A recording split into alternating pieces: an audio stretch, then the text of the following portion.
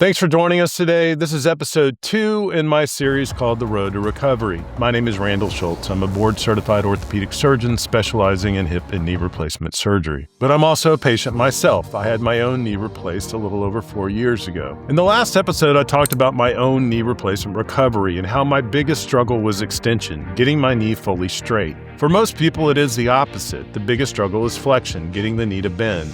So today I'm going to show you several simple DIY, do-it-yourself exercises you can do early on to help improve and protect your knee flexion. And I'll also give you a few key extension exercises. But extension matters just as much, if not more, for normal walking. Quick disclaimer up front, this is general education, not personal medical advice. I'll always follow your surgeon's plan and your physical therapist's instructions for your specific situation. All right, let's talk range of motion first. There's this idea of a ticking clock concept. Early after knee replacement, there's a period when the knee is most moldable. Scar tissue is forming, swelling is changing day to day, and your motion is still relatively adjustable. In general, you want to make the biggest gains in flexion in the first 6 to 8 weeks. After that, the scar tissue matures and thickens, and meaningful gains become much, much harder. It doesn't mean you can't improve after 8 weeks. You can, but it does mean that the earlier you build your flexion foundation, the easier the process of recovery goes. And here's the key. Early work should not be violent. The goal is consistent, gradual, smart stretching with the muscles relaxed. Here's the most important idea. You need to relax what's fighting you. When people try to bend the knee, they often unknowingly activate the exact muscles that resist bending, the hip flexors and the quad.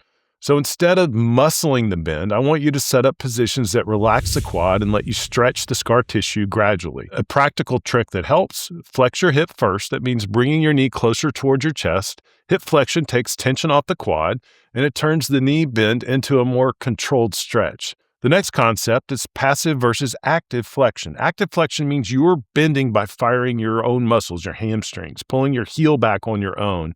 Passive flexion means an external force helps move the knee, like a belt, your hands, gravity, or a chair slide. Early on, I prefer mostly passive flexion. Active hamstring pulling can create awkward stress and turns into sort of a tug-of-war with the swelling and pain. Passive gradual bending tends to be more effective. The first exercise is belt-assisted knee bending. Use a belt, a yoga strap, or even a towel. Lie on your back, bring your thigh up so your hip is flexed. Loop the belt around the lower part of your tibia, your shin bone, right above the ankle, then use the belt to gently pull your foot back. This will gradually increase the bend at the knee. This should feel like a firm stretch. It should not feel like you're ripping something or forcing it violently.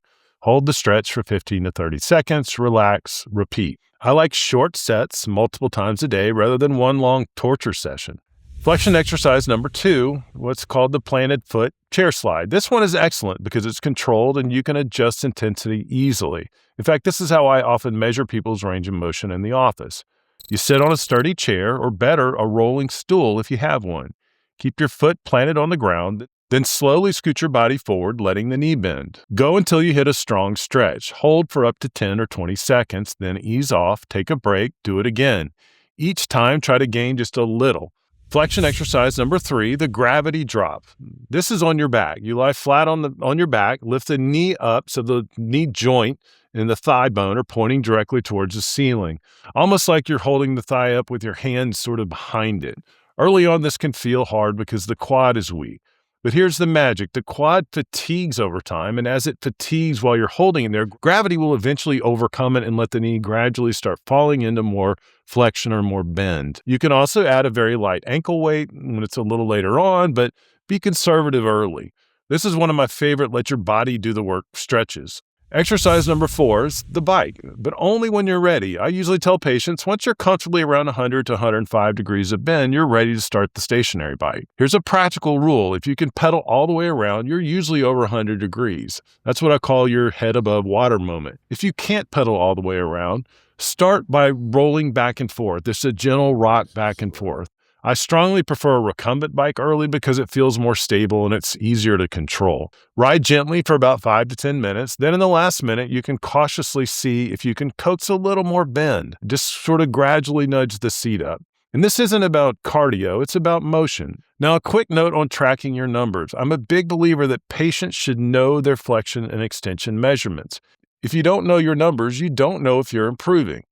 You also can't communicate with your therapist or surgeon very well. Now, you can buy an expensive goniometer. I'll leave a link in the description. Basically, it's just a big protractor and measure it at home.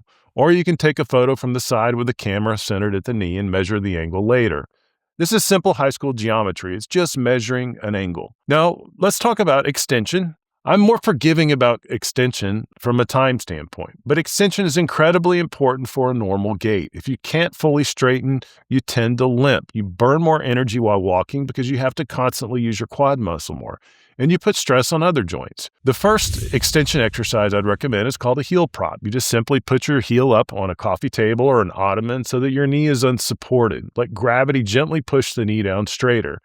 You can add a light weight just above the kneecap later, but start with gravity only. Hold it for 2 to 5 minutes, rest, and repeat. Now, this can be painful. Extension exercise number 2 is what is called a quad set. When your heel is propped up there, tighten your quad muscle like you're trying to push the back of the knee down and hold it for 5 seconds. Relax, repeat this maybe up to 10 times. This is safe. It helps wake the quad up and it reinforces extension. Extension exercise number 3 is what we call the prone hang. Now, this is the hardest one.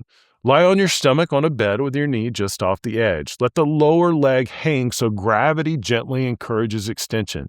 If you have an ankle weight, you can add it later, but go light. This can be very uncomfortable, but it's very effective. My personal experience was extension was the hardest part.